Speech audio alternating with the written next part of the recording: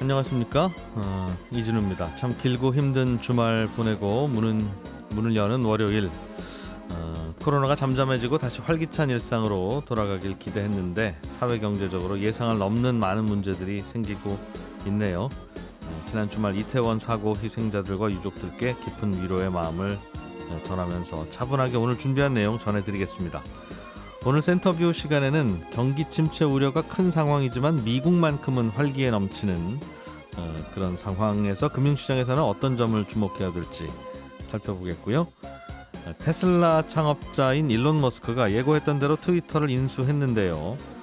이 트위터를 슈퍼 앱으로 만들겠다는 야심 때문이라고 추정되는데 인수하자마자 비상장 회사로 전환하는 절차에 착수했다는 소식도 들립니다. 오늘은 트위터에 앞으로 어떤 일이 생길지 이런저런 이야기도 나눠보겠습니다. 손에 잡히는 경제 플러스 광고 듣고 시작합니다. 요즘 주식이든 부동산이든 채권이든 자산시장 가격에 가장 큰 영향을 미치는 건 금리 상승이죠. 그리고 이 금리 상승은 미국의 물가 급등 때문인데 그래서 우리는 요즘은 우리나라 물가보다도 가끔씩은 미국 물가에 더 신경 쓰이고 미국 물가를 움직이는 요인인 미국인들의 주머니 사정, 그 나라 경기에 더 관심이 쏠리기도 합니다. 실제로 최근에 미국을 다녀오신 분들은 미국의 경제가 생각보다 좋다는 낙관적인 이야기를 전하고 있어서요. 오늘 센터뷰 시간에 그 미국 얘기 좀 나눠보겠습니다. KB증권 WM솔루션 총괄본부의 신동준 CIO 모셨습니다. 어서 오세요. 네, 안녕하세요. 최근에 미국 출장 다녀오셨다고요? 네, 뭐 10월 첫 주, 둘째 주 예. 동안 IB들하고 뭐 부동산 투자회사들, 자산운용사들 좀 만나고 왔고요. 3년 만에 갔었습니다. 보통은 이제 가면은 그들의 얘기를 받아 적어 오는 게 아니라 네. 리포트는 다 나오니까 들을 수 있는데 이런 거죠. 예를 들어서 저도 서울에서도 이제 애널리스트로 이제 일을 할 때도 보면 어떤 주장을 펼쳤을 때 만나는 사람들마다 네 의견에 동의해. 맞아. 그렇게 됐으면 좋겠어. 예. 논쟁이 없이 그렇게 미팅이 주로 끝나면 네. 굉장히 찝찝합니다. 모두가 다 그 포지션을 잡고 있다는 거거든요. 그러니까 새로운 투자자가 그 포지션으로 들어올 사람이 없다는 거죠. 그렇군요. 반대로 저는 굉장히 강한 확신을 갖고 있는데 데이터도 있는데 예를 들어서 굉장히 논쟁이 심하거나 나는 말도 안 돼. 그 의견이 말이 되니 난 네. 동의할 수 없어. 막 격렬한 논쟁이 많이 벌어지면 벌어질수록 점점 더 그 의견에 제 의견에 확신을 가지고 이제 말씀드린 경우가 그렇겠네요. 많습니다. 오히려. 네, 맞습니다. 그래서 이번에도 2018년도에도 제가 그런 경험이 있었어요. 중국에 대해서 그때 한창 무역 분쟁할 때인데 네. 아무리 데이터를 살펴봐도 미국이 괜찮을 수가 없거든요. 근데 당시에는 이제 한국하고 중국 주가만 폭락을 했고 미국 네. 주가는 잘 버티고 있을 때였습니다. 10월 아마 첫째 주 초쯤 됐던 것 같아요. 예. 그래서 가서 이런저런 얘기를 물어보니까 다들 괜찮다는 거예요. 중국만 안 좋지 미국은 건강해. 근데 쭉 물어보다 보니까 느낀 것은 얘네들 중국을 너무 모르는구나. 아하. 중국 담당자들이 주로 아시아에 있고 예. 또 뭐 같이 실시간으로 같이 교류하지 않다 보니까 조금 걸러진 데이터들을 보거나 조금 늦는 것 같았어요. 그래서 돌아와서 거꾸로 미국 시장도 이제 조금 있으면 데이터를 눈으로 확인하는 순간 하락할 수 있다. 그러니까 미국 주식 비중을 좀 줄이자. 뭐 이런 리포트를 냈던 경험이 있는데요. 예. 그래서 그들의 얘기를 듣고 그들의 얘기가 일리가 있는 것도 있고 아니면 못 보고 있는 것도 있고. 못 보고 있는 것도 있고 이제 그래서 좀 다양하게 만나는 게 좀 중요한 뭐 그런 부분인 것 같습니다. 가보셨더니 네. 미국은 어떻든가요? 뭐 국내에선 사실 걱정이 많았잖아요. 물가도 많이 네. 오르고 네. 경기도 침체될 것 같고. 네. 미국도 주가가 나스닥 기준으로 지금 연초 이후에 한 30% 정도 폭락을 했으니까 예. 걱정이 많았어야 되는데 현지는 굉장히 활력이 넘쳤고 또 모두가 다 낙관적이었어요. 리포트는 사실은 그렇게 낙관적이진 않았거든요. 네. 만나는 데마다 굉장히 낙관적이라서 굉장히 이상하다. 네, 죄송합니다. 낙관적이라는 말은 괜찮을 것이다. 주가도 그렇고 뭐 채권 가격도 그렇고. 뭐 주가가 오른다는 표현보다는요. 우리 경기 침체에 대한 걱정이 많이 있었잖아요. 예. 뭐 경기 침체가 오느니 마느니 이런 논쟁이 있었는데 내년 중반 이후에 경제는 무조건 침체에 간다. 그거는 뭐 당연하다. 그런데 그게 뭐 문제냐. 과거에 비해서 기업이나 가게의 재무 상태가 네. 굉장히 건강하기 때문에 우리는 잘 버틸 수 있을 것이다. 미국 경제가 심지어 지금은 에너지도 자립이 가능한 상황이다. 지금 예. 에너지 수출하고 있지 않습니까? 그리고 과거에는 과잉 부채, 뭐 과잉 투자, 과잉 소비, 뭐 과잉 대출 이런 것들이 과도하게 갔다가 예. 그게 뻥 터지면서 경제가 항상 침체에 빠졌는데 이번엔 사실 그런 게 아니라 코로나 때문에 침체에 빠졌다가 유동성을 갑자기 너무 많이 풀었고 그걸 줄이는 과정에서 과열이 터진 게 아니기 때문에 네. 자기네들은 뭐 주가나 자산 가격은 좀 하락할 수 있는데 경제에 대해서는 그렇게 심각한 걱정은 별로 안 한다. 우린 잘 버텨낼 수 있을 것이다. 라는 이야기가 뭐 가장 많았습니다. 주가가 이렇게 많이 빠졌는데도 사람들의 소비나 이런 데 영향을 안 줘요. 보통 자산 가격이 많이 빠지면 그것 때문에 사람들의 마음이 위축되고 네. 소비가 위축되고 네. 그러다 보면 진짜 경제 안 좋아지고 네. 그러는 건데 글쎄요. 그게 괜찮다는 거예요? 소비는 뭐 어디 가나 뭐 워낙 북적북적거리고 뭐 식당을 예약하는 것은 정말 힘들었고요. 어딜 가나 줄이 많이 서 있었고. 어디 부자 동네만 다녀오신 거 아닙니까? 맨하튼 뭐 원래 뭐 뉴욕이나 맨하튼이 조금 더 그런 경향이 있긴 합니다만 아마 전체적으로 비슷하지 않을까 싶어요. 그러니까 예를 들어서 그 우리나라에 들어와 있는 뭐 그 커피 전문점, 네, 스타벅스 같은 스타벅스, 거? 예. 이런 데들도 보면 맨하튼에서 이제 한국 사람들이 많이 사는 뉴저지로 살짝 넘어가서 보니까 매장도 크고 깨끗해요. 네. 원래는 그랬던 데인데 가 보니까 너무 지저분한 거예요. 매장이? 네, 음료도 이렇게 잘 안 치워져 있고 바닥에 쓰레기가 이렇게 세상에. 있고 음료 이렇게 쏟아서 끈적거리는 것도 많고. 예. 근데 왜 그런가 보면 일할 사람이 없습니다. 매장에서 주문 받다가 또 중간에 잠깐만요 하고 청소하다가 또 주문 받다가 청소하다 이러니까 이게 사람이 많지 않으니까 이제 지저분한 거죠. 매장 앞에는 뭐 거의 대부분의 매장이 사람 구합니다가 걸려 있었고 예. 현지에서 만났던 한국계 운용 그 회사는 사람을 보통은 뭐 10명 튀오면 10명을 뽑고 있는데 네. 요즘엔 12명 정도 뽑고 있다. 왜냐하면 언제 나갈지 모르니까. 저쪽에서 조금만 더 준다 그러면 바로 이직한다. 그게 서로 악순환 아닙니까? 네. 즉 모든 사장님들이 10명만 뽑으면 네네. 그냥 안정적으로 돌아갈 고용 피고용 시장이 네.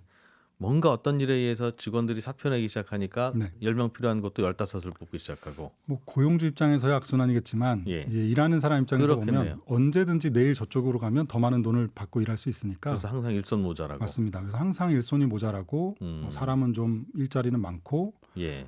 그러다 보니 당연히 임금은 올라가고 보통은 레저나 이 접객 식당에서 일하시는 분들이라든가 이런 분들이 월급이 시간당 네. 임금이 미국 경제에서 전체 평균 임금이 100이라면 이분들이 받는 임금은 한 60% 정도 수준으로 가장 낮은 예. 분들이세요. 근데 이분들이 지금 월급이 제일 빠른 속도로 오르고 있죠.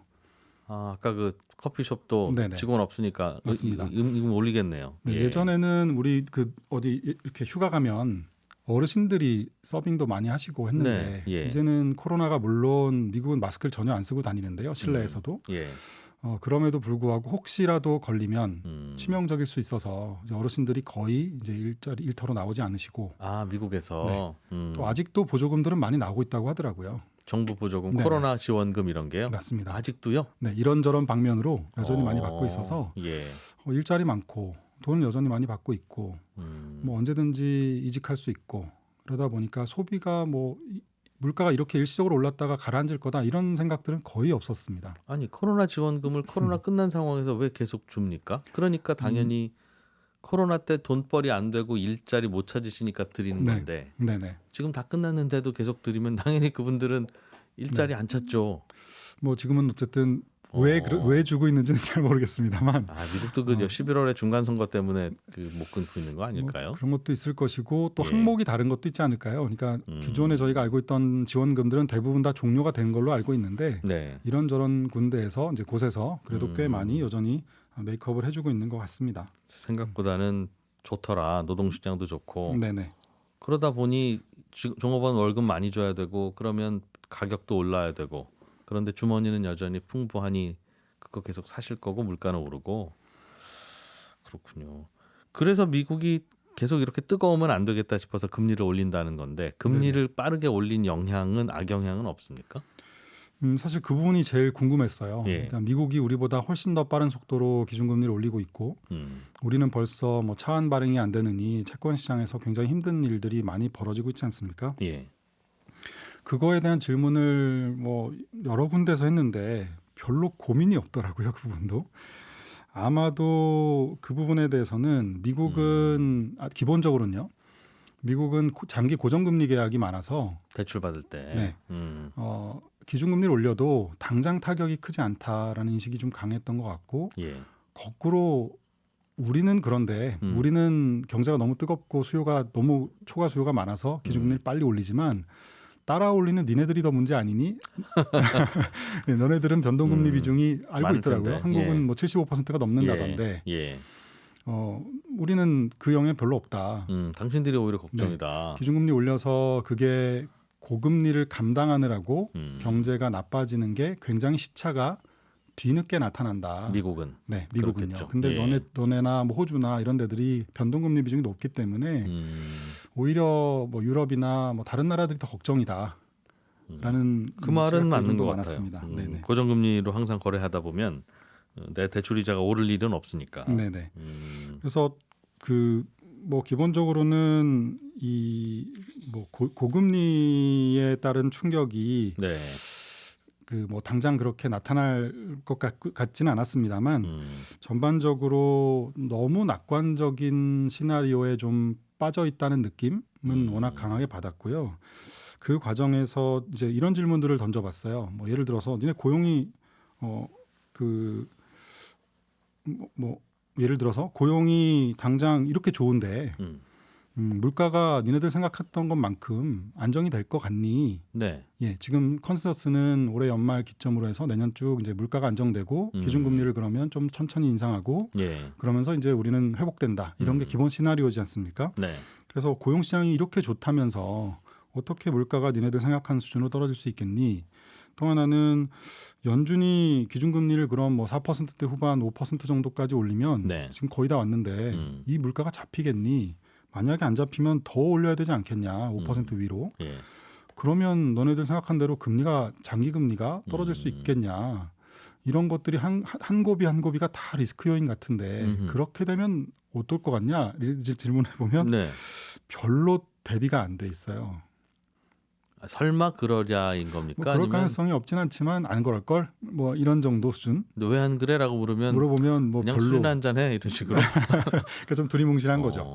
거기에 대해서 깊이 고민하거나 진짜 사실은 그게 진짜 고민이야 이런 대답을 기대했는데 뭐 그런 식의 답변 거의 없었어요. 그래서 오히려 이런 컨센서스가 너무 강하게 제가 맨 처음 말씀드린 것처럼 예. 너무 강하게 형성돼 있기 때문에 조금만 예상을 벗어난 데이터나 시나리오가 펼쳐졌을 때 가격에 굉장히 취약할 수가 있겠구나. 네. 그래서 미국 주가가 최근에 뭐 단기적으로야 중간 선거도 있고 해서 조금 올라가는 분위기긴 합니다. 네. 그렇긴 한데 한 번 정도는 더 좀 하락할 가능성이 있지 않겠는가. 기준금리가 물가가 생각보다 안 잡히고 그 기준금리를 5% 위로 생각보다 더 많이 올려야 되는 그런 일이 상황이 벌어질 돼서 수도 있을 것 같다. 네, 그럴 가능성이 저는 좀 있어 보입니다. 만나신 분들은 미국의 정치인들이 아니라 네. 미국에서 주식 투자, 채권 투자 하시는 분들 아닙니까? 맞습니다. 그럼 그분들은 경기 걱정보다는 본인들 포트폴리오 걱정이 먼저일 테고 네. 최근에 금리 인상으로 인한 채권 가격 하락 네. 그리고 주가 하락의 강도는 네. 작지 않잖아요. 네, 그런데 왜 그렇게 즐거워요, 그분들은? 글쎄요, 뭐 가격이 그렇게 하락했는데도 뭐 그 부분에 대해서 뭐 굉장히 스트레스를 받아 하거나 뭐 분위기가 이런 그렇지 건 않더라. 아닌 것 같았어요. 예. 그래서 한 가지 시사점이 있다면 그 미국하고 미국 외 지역의 차별화 네. 가능성은 좀 생각을 해봐야 될 것 같습니다. 경기가. 네네. 예. 아까 금리가 높아져서 신용 위험이 우리는 있지만 지금 굉장히 걱정도 많지만 네. 미국은 생각보다 그게 뒤늦게 나타난다면 당장 미국이 기준금리를 올리고 미국이 약간 경제가 나빠졌을 때 네. 유럽이나 중국이나 이 아시아가 받을 충격이 훨씬 더 크기 크다. 때문에 그렇다면은 저는 가기 전에는 달러 대비 원화 환율이 뭐 1100 지금 1,450원 예, 뭐 이렇게까지 그쯤에서죠? 갔었잖아요. 예. 이건 좀 과도한 게 아닌가 이런 생각을 하고 갔는데 막상 가서 이제 이런저런 얘기를 나누다 보니까 이게 좋아도 달러는 강해질 수 있을 것 같고 음흠. 나빠도 달러가 오히려 더 강해지는. 나쁘면 위험 자산들은 약하고 네. 안전 자산이 달러가 좋으니까요. 예, 그렇죠. 예. 그래서 이게 달러에 대해서는 성급하게 판단을 하면 안 되겠다. 달러를 일부 가지고 있는 분들은 일단 좀 갖고 계시는 게 다시 1,200원대, 뭐 예. 1,100원대 환율이 꽤 오랜 기간 안 올 수도 네, 있겠구나. 그럴 가능성도 있겠다는 생각은 듭니다. 그러니까 미국은 뭐 말씀드린 대로 뭐 크게 위기에 빠질 크라이시스가 올 가능성이 낮다 하더라도 그래서 미국이 기준금리를 올리고 했을 때 나머지 주변 국가들이 받을 충격이 생각보다 클 수 있기 때문에 달러 자산에 대해서는 뭐 더 사시진 않더라도 예. 기왕 갖고 계신 것들은 정리하지 말고 좀 더 가져가실 필요는 있지 않을까 하는 생각이 좀 더 들었습니다. 그러면 미국에서 경기 침체가 안 나타나면 네. 그러면 미국인들의 기분이나 주머니 사정이 괜찮을 거라는 뜻이고 네. 그러면 소비를 안 줄이면서 물가도 안 내릴 거 아니겠습니까? 맞습니다. 그러면 내년에 물가가 좀 그래도 올해보다는 잠잠해지겠지 전년 동기 대비 네. 그 예상이 다를 수도 있다. 실제로도 많이 비싸든가요? 물가는 정말 엄청났어요. 예를 들어서 아침에 조식이 이제 호텔에서 안 먹고 예. 밖에서 먹었는데요. 우리나라로 치면 편의점입니다. 샌드위치 편의점이라서 그러니까 즉석에서 만들어주는 것도 아니라 만들어져 있는 종이박스에 포장돼 있는 예. 아주 가장 기본 중에 기본인 샌드위치, 에그 샌드위치. 우리는 편의점 가면 4천 원 정도 네네, 안팎하는. 뭐 그 샌드위치하고 예. 아메리카노 한 잔을 이제 셋이서 먹었는데요. 네. 43달러니까 여기 팁이 없잖아요. 예. 43달러니까 우리나라 돈으로 한 62,000원. 두 배군요, 우리나라. 가장 싸게 먹었는데 이제 그렇게 나왔고 예. 뭐 특별한 식당 아니더라도 점심은 1인당 한 50에서 70불, 저녁은 한 70에서 100불 정도를 줘야 1인당? 예, 1인당 줘야 식사가 가능했고요. 여기에 뭐 와인을 한 잔 곁들인다던가 뭐 이렇게 하면 그거에 뭐 한 2배 이상 나오겠죠. 미국인들 입장에서도 이야 물가 왜 이렇게 올랐어 하는 기분은 아닙니까 그게? 뭐 그거는 맞는데요. 그런데도 뭐 식당 여기저기 다 북적거리고 직장인들 점심 먹을 때 우리로 치면 이제 세트 메뉴 같은 것들 네. 이런 것들 파는 데들 뭐 줄이 너무 길어가지고 뭐 들어갈 수도 없을 정도고 전반적으로 물가는 높았지만 뭐 소득이 뭐 그렇게 많이 줄진 않았기 때문에 게다가 옛날처럼 여행 가고 이런 걸 안 썼으니까 휴가도 네. 많이 못 가고 했으니까 그걸로 좀 버틸 수 있다라는 얘기들도 많았어요. 그렇군요. 우버 택시 타도 뭐 한 20분에 30분 거리 가도 한 5만 원에서 7만 2천 원 정도, 예. 35불에서 한 50불 정도. 아니 왜 그렇죠? 그러니까 우리는 그동안 경제계의 가장 큰 의문은 네. 일본은 왜 저러지? 왜 이렇게 사람들이 저렇게 자신감이 없고 항상 우울하고 네. 그렇게 처져 있을까라는 건데 그래서 지난 긴 시간 동안 네. 미국은 오히려 반대네요. 저 친구들은 왜 저렇게 걱정이 없이 계속 저렇게 돈을 쓰고 있을까? 뭐 그거는 왜 그럴까요? 이거 왜 그럴까요? 글쎄요, 뭐 걱정 안 모든 된대요? 뭐 좋은 회사, 좋은 산업, 뭐 좋은 여러 가지 뭐 다 있기 때문이기도 하고 예. 최근엔 또 공장을 미국에 짓는 것들, 그다음에 외국에서 이민자들이 못 들어오게 하는 것들, 뭐 이런 예. 것도 이제 노동력 부족으로 나타나고. 그게 기업인들은 걱정이지만 예. 게다가 말씀드린 대로 아까 유가도 석유도 나니까 이제 예. 뭐 사실은 뭐 별로 두려울 게 없는 뭐 그런 상황인 것 같고요. 그래서 기대 인플레이션은 저는 제가 느끼기에는 이미 너무 광범위하게 퍼져 있다. 예. 이거 잡기가 지금처럼 연준이 금리를 올리면서도 조금 있으면 좀 천천히 갈 수도 있어. 이런 식의 이 소통으로 과연 이 물가를 잡을 수 있을까? 나중에 거꾸로 생각하면 역설적으로 굉장히 많이 올려야 이걸 잡을 수 있는 그런 지경으로 가진 않을까? 이제 이런 걱정이 훨씬 더 많이 그렇겠네요. 들었었습니다. 지금 이렇게 빅스텝을 하는데도 미국인들 마음이 저렇다면 네. 찬물을 크게 끼얹어야 될 텐데 네, 그럴 리스크가 좀 있어요. 그런 변화에 따라서 우리는 자산을 어떻게 좀 하면 좋겠습니까? 짧게 말씀 주시면. 네, 뭐 지금은 일단 금리가 너무 짧은 단기 금리들이 금리가 워낙 높죠. 그래서 예. 일드가 높기 때문에 기본적으로는 현금이지만 금리가 높으니까 단기 예. 채권들이나 단기 상품들 좀 하시면서 일단 롤오버 하시고 내년 한 중반쯤이라도 주가가 한 번 더 내려가면 그럴 가능성이 있다는 거군요. 주식을 한번 조금씩 더 담아가는 뭐 그런 지금은 조금 빠르지 않나 싶습니다. 예. KB증권의 신동준 CIO였습니다. 고맙습니다. 네, 고맙습니다. 네, 저희는 광고 잠깐 듣고 2부로 돌아오겠습니다. 블루칩 기업들의 이슈 그리고 그 이면의 이야기들을 살펴보는 블루칩 신기주 시간입니다. 오늘은 일론 머스크가 인수를 한다고 했다가 안 한다고 했다가 결국 다시 하기로 한 것 같은 트위터 이야기를 좀 해보죠. 더밀크 코리아의 신기주 부대표와 이야기 나눠봅니다. 어서 오세요. 네, 안녕하세요. 트위터가 이제는 머스크가 인수하는 걸로 확정이 된 겁니까? 네, 확정이 됐어요. 이게 데드라인을 하루 앞두고 한 건데요. 예. 10월 27일이니까 지난주 목요일입니다. 그때 트위터에다가 본인 트위터가 있는데 그 머스크 트위터 팔로워가 1억 명이 넘거든요. 예. 그러니까 어마어마한데 여기에 딱 하나 올려요. 그러니까 치프 트윗이다. 그러니까 말하자면 CEO다 이런 걸 얘기한 거고. 네. 그다음에 또 올린 게 뭐냐면 The bird is free. 그러니까 이 새가 자유로워졌다. 이렇게 딱 두 마디 올리니까 인수가 됐구나라고 얘기하는 건데 데드라인을 하루 앞뒀다는 게 무슨 예, 데드라인입니까? 이게 왜 데드라인이냐면요.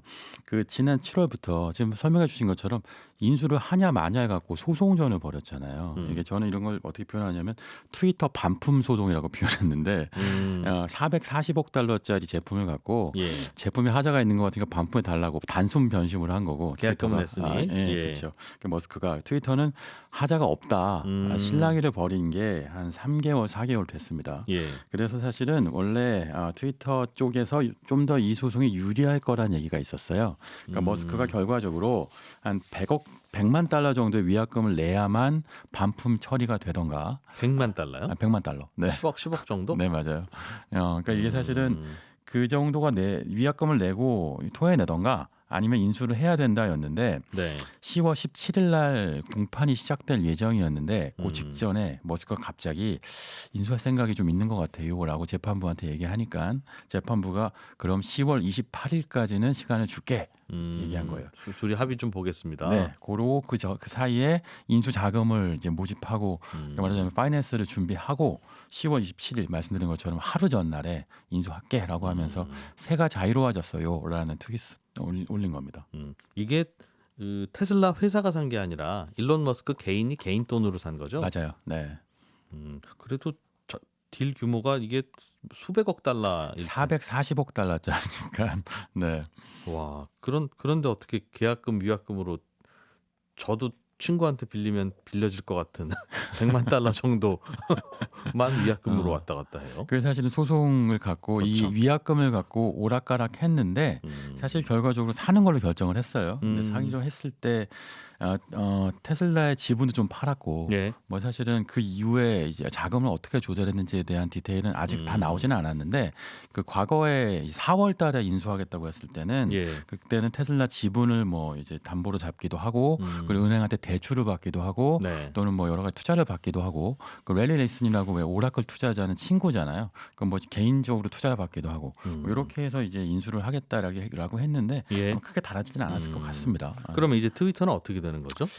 일단 가장 중요한 건요. 11월 8일부터 상장 폐지가 돼서 트위터에 이제 주식을 살 수가 없게 되죠. 그 말은 주식시장에 돌아다니는 주식을 일론 머스크가 싹 다 사는 겁니다. 프리미엄 네. 주고 사겠다. 맞아요. 네. 오. 그 가격이 54달러, 정확하게 54.20달러인데 예. 지금 이미 트위터는 거래가 중단됐거든요. 지난주 금요일 날부로. 예. 근데 그때 중단된 마지막 가격이 53.70달러예요. 그러니까 머스크가 사겠다는 가격하고 1달러 차이밖에 안 나니까 거의 그냥 그 가격 주고 정확하게 산다고 보면 되고요. 그렇군요. 별로 프리미엄이 안 붙어 있네요. 사실 실제로는요. 예. 그러니까 4월에 산단 직후부터 아시다시피 미국 주식시장이 굉장히 폭락하면서 예.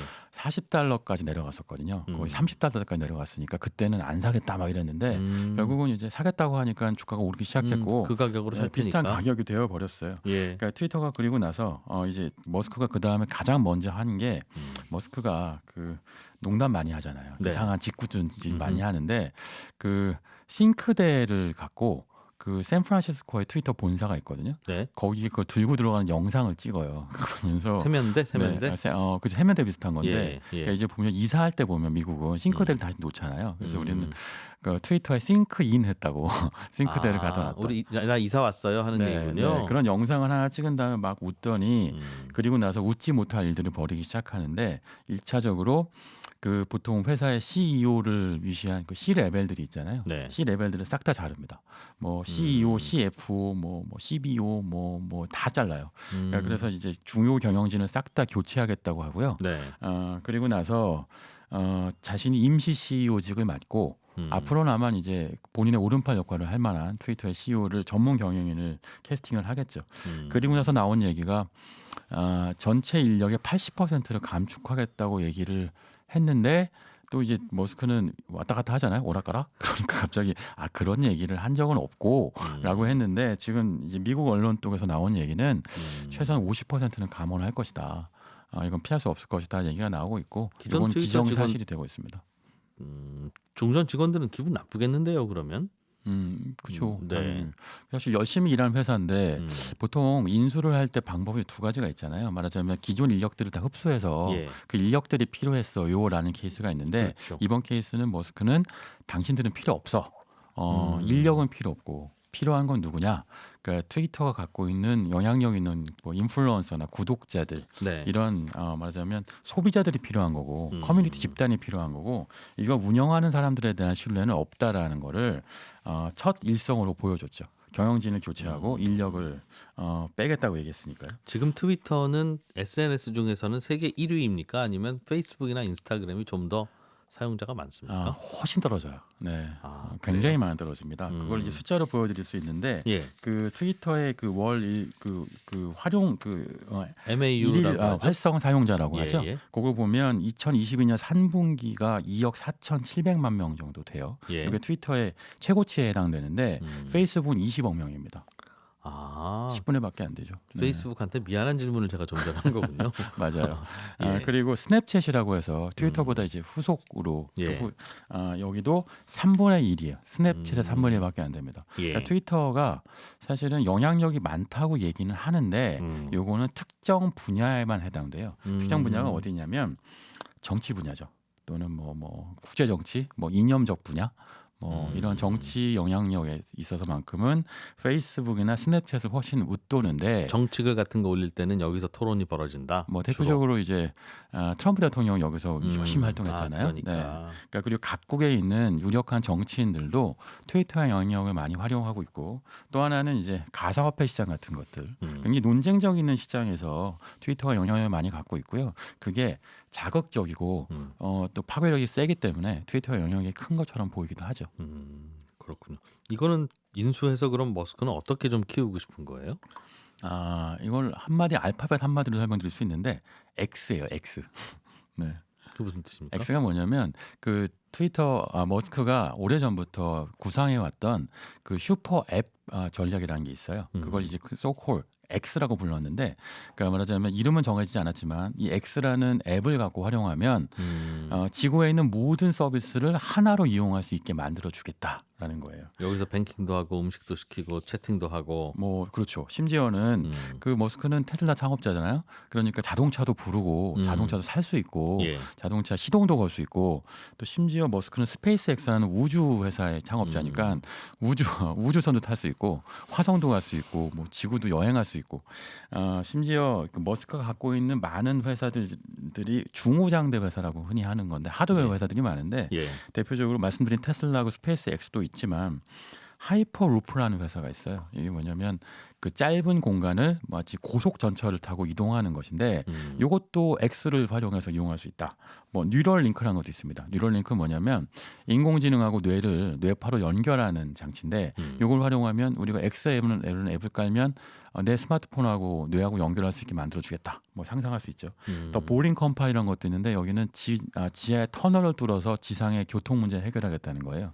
이 모든 문제를 X로 해결하겠다고 하는 건데 요게 그 트위터라고 하는 기본 앱이 이 X 개발의 어떤 기본 받침이 될 수 있다라고 얘기하는 겁니다. 이걸 쉽게 이해할 수 있는 것은 최근에 왜 카카오 먹통 사태 있었잖아요. 우리나라에서도. 예. 그거 보면 카카오도 민간 부분의 서비스만 이용하는 게 아니라 공공 부분과 민간을 연결해주고 있다는 걸 우리 알 수 있었는데 그게 바로 대표적인 그 슈퍼앱의 기능 중에 하나죠.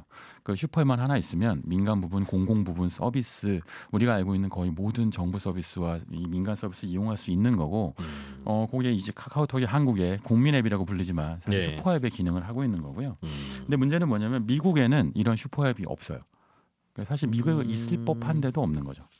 그러네요. 채팅하는 앱 따로 있고 맞아요. SNS 네. 따로 있고 네. 쇼핑몰 따로 있고. 맞아요. 네. 그러니까 빅테크들이 여기서 춘추전국지대를 벌이고 있는데 네. 반면에 중국이나 일본, 한국만 해도 한 회사가 이런 슈퍼앱 역할을 하는 경우들이 있으니까 머스크의 야심은 트위터의 엄청난 이제 커뮤니티 오디언스를 활용해서 소비자를 먼저 확보한 다음에 그 이른바 앱 X를 만드는 서비스를 개발해서 이거를 시장에 만들겠다. 그러니까 예. 원 아메리카 앱을 만들겠다. 이게 트위터 인수의 머스크의 목적이다, 계획이다 이렇게 얘기하는 거죠. 이건 직접 2022년 10월 4일에 밝힌 바도 있습니다. 기존 트위터 서비스는 계속 하면서 거기에 쇼핑도 붙이고 뱅킹도 붙이고 뭐 배달도 붙이고 붙여보겠다. 그렇죠. 채팅도 붙이고 일단은 트럼프 전 대통령이 제일 좋아하겠네요. 이 계정 잘린 분이잖아요. 네, 사실 그 지금 논쟁이 되고 있는 그 트위터에서 영구 계정 삭제된 대표적인 인물 중에 한 명인데 그 중에 그 이외에도 한 7명 정도가 있어요. 이 인물들이 다 매우 극우적인 성향을 가진 트위터 리언들인데 재밌는 것은 트럼프 대통령이 이런 얘기를 합니다. 머스크가 인수했다고 하니까 이제 제정신인 사람이 트위터를 소유하게 됐다라고 얘기하거든요. 그런데 요즘 그 머스크의 실리콘밸리에서의 별명이 실리콘밸리의 매드맨이에요. 종잡을 수 없어서. 네. 이분의 말언과 영향력 이런 것들이 너무 큰데 예측이 불가능하니까 그러니까 과연 정말 제정신이 바뀐 사람한테 인수됐느냐라는 논쟁이 있겠죠. 예. 어쨌든 오늘 중요한 건 트위터가 갖고 있는 정치적 영향력이 있는데 과거에 있었던 이런 극우 또는 어떤 극단적인 주장을 하는 정치인들의 계정이 이제 회복될 것이냐 이게 논쟁거리이기도 한데요. 어쨌든 머스크는 지금 예측하는 것은 이 계정을 복구할 거라고 보여집니다. 머스크가 왜 이렇게 얘기하냐면 자신을 이제 프리 스피치 앱솔루티스트 이렇게 표현했는데 뭐냐면 본인은 절대적으로 언론 자유를 옹호한다고 얘기해요. 그 얘기 거꾸로 얘기하면 그게 극우든 극좌든 극단적인 주장이어도 어쨌든 소셜 네트워크 서비스는 그걸 중개할 뿐 어떤 걸 차단하거나 필터링해서는 안 된다라는 신념을 갖고 있는 거죠. 누구나 말은 할 수 있다. 그 어떤 말이든 그렇죠. 인종차별이든 혹은 뭐 극단적인 이야기든 맞아요. 말하는 걸 왜 막냐. 혐오 발언도 할 수 있다라고 얘기하는 거예요. 근데 이게 그 사실 지난 수년 동안 있었던 논쟁의 가장 중요한 부분이거든요. 페이스북이 최근에 굉장히 문제가 있었던 것도 이런 혐오 발언 같은 것들을 가만뒀다가 결국 그것이 청소년들 소비자들한테 악영향을 미친다는 것도 알고 있는데 숨겼기 때문이었잖아요. 네. 그래서 소셜 네트워크 서비스가 중립적일 수는 없다. 필터링 역할을 해야 된다고 얘기하는데 머스크는 안 하겠다고 얘기하는 겁니다. 절대적으로 언론 자유만을 놓고 보면 머스크의 말이 맞는데 다만 미국이라는 나라는 인종의 용광로라고 부를 만큼 같이 섞여서 사는 나라고 그러다 보면 서로 말을 자제해야 되는 게 또 그 나라를 유지하는 원동력이기도 하니까 그 부분에서 충돌이 좀 있겠죠. 근데 여기서 또 가장 중요한 게 뭐냐면요. 트위터라고 하는 이제 소셜 네트워크 서비스를 정치 플랫폼으로 놓고 보면 프리스피치가 맞을 수도 있어요. 예. 그런데 돈 벌어야 될 거 아니에요. 그러니까 상업 플랫폼으로 가면 내가 기업의 광고주라면 예. 혐오 발언 넘치고 구구 발언 넘치고 사실 확인도 안 된 정보가 넘치는 소셜 네트워크 서비스에 광고를 하지 않죠. 네. 그러니까 그게 최근에 나온 얘기가 뭐냐면 그 GM이라는 미국 자동차 회사가 갑자기 머스크가 인수하니까 트위터에 있던 광고를 다 뺐어요. 그러면 하는 얘기가 뭐냐면 앞으로 머스크가 트위터를 어떻게 만들어 갈지를 지켜본 다음에 광고를 할지 말지 결정할게라고 얘기합니다.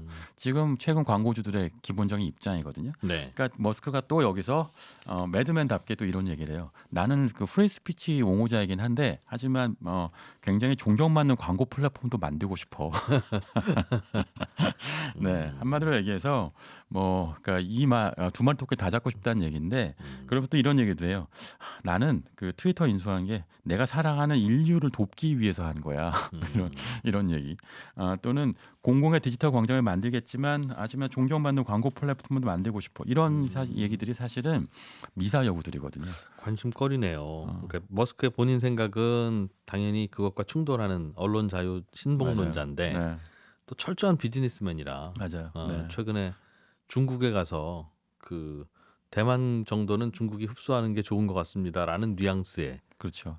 이야기를 하는 거 보고 야 이분도 정말 장사하려면 간이고 술개고 다 내놓는 분이구나. 중국에 공장 있고 중국에 시장 있고 그걸 보고 야 이 트위터에 대해서는 머스크가 어떤 노선을 취할지 궁금하긴 합니다. 그런데 440억 달러를 주고 트위터 주식 전체를 다 사들여야 되는 상황이면 네. 그게 돈으로만 따지면 우리 돈으로 60조 대충 맞아요. 그 정도 되는 돈인 것 같은데 한일 생각하면 그게 테슬라 회사 돈도 아니고 트럼프 머스크 머스크 개인 돈입니까? 개인 돈입니다. 돈이 이렇게 있어요? 개인적인 현금 자산보단 사실 이런 머스크 같은 인물들은 주식 자산이 많잖아요. 예. 그거를 담보로 잡았다고 하는데 은행에서 대출도 꽤 많이 받은 걸로 알고 있어요. 근데 사실 4월 직후에 주가가 하락하면서 대출 안 해주겠다는 은행도 꽤 있었는데 예. 요즘에 이자도 올라가고 금도 올라가니까 은행들이 이자 많이 주면 돈을 빌려주니까 네. 한 130억 달러 정도가 부채라고 하는데요. 그러니까 이자도 많이 내야 된다는 것 같아요. 근데 여기서 지금 중요한 문제는 뭐냐면 보통 이렇게 인수한 회사를 갖고 예. 보통 그 LBO라고 하죠. 레버리지 바이아웃이라고 해서 인수하는 회사의 자산을 팔아서 예를 들면 뭐 그 회사가 큰 그 빌딩이 있다. 그럼 그 빌딩을 팔아갖고 그거 갖고 인수 자금을 메꾸고 이러기도 하잖아요. 트위터가 무슨 자산이 트위터 있어요? 없는 거예요. 그런 게. 트위터는 기술도 없고 자산도 많지 않은 회사입니다.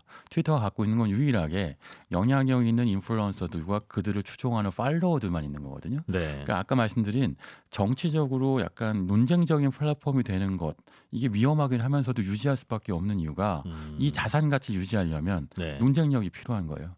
그리고 또 하나는 이제 11월에 중간 선거 있죠, 미국에는. 네. 그리고 이제 곧 대선도 다가옵니다. 그러니까 트위터의 영향력을 확대하려면 논쟁적인 부분들에 대한 걸 뭐 막기가 어려운데 그러니까 트위터가 생각하는 머스크가 생각하는 방법 중에 하나는 여기에 광고하고 싶으면요. 예. 그러면 광고주들한테 그게 이제 정치적 광고도 할 수 있을 텐데 네. 그 돈을 받고 싶어 하는 거예요. 일종의 광고를 위한 광고료 도하기 그 계정을 유지하기 위한 구독료, 뭐 팔로워들한테 구독료도 받고 말하자면 트위터를 이용하기 위한 기업용 트위터를 하고 있는 쪽에다가는 유지비를 내라고 한다. 그렇죠, 맞습니다. 우리 기업이 그냥 트위터 계정 하나 팠어요. 네. 안 된다 이거죠. 그렇죠. 네, 그렇게 해서 돈을 벌어야 한다라고 계속 주장해 왔고요. 그건 앞으로 실현할 걸로 보여집니다. 네. 근데 어쨌든 이런 문제들이 각국에 있는 규제 당국들과 마찰을 빚을 걸로 보여지는데 뭐 대표적으로 EU에서도 이미 왜 세가 자유로워졌다고 하니까 EU 쪽에서 유럽의 세는 우리의 규칙대로 날아 뭐 이런 얘기를 하기도 해요. 계속 머스크가 슈퍼앱을 만들어낼지 아니면 본인의 테슬라 주식을 엑시트하는 방법일지. 네. 테슬라 주가가 내려가면 반대 매매 나갈 거고 트위터는 남잖아요. 테슬라 일론 머스크 개인 자산으로. 그렇겠죠. 네. 근데 어쨌든 중요한 건요. 3년 뒤에 재상장할 거란 전망이 많아요. 결국은 회사 키워서 네. 이제 결국 돈 벌어서 인수해서 이걸로 돈을 벌 것이다라는 전망이 큽니다. 네, 더밀크 코리아의 신기주 부대표였습니다. 고맙습니다. 네. 예, 손에 잡히는 경제 플러스는 여기서 마무리하고 저는 내일 아침에 손에 잡히는 경제에서 또 인사드리겠습니다. 내일 아침 8시 30분에 인사드리죠. 이진우였습니다. 고맙습니다.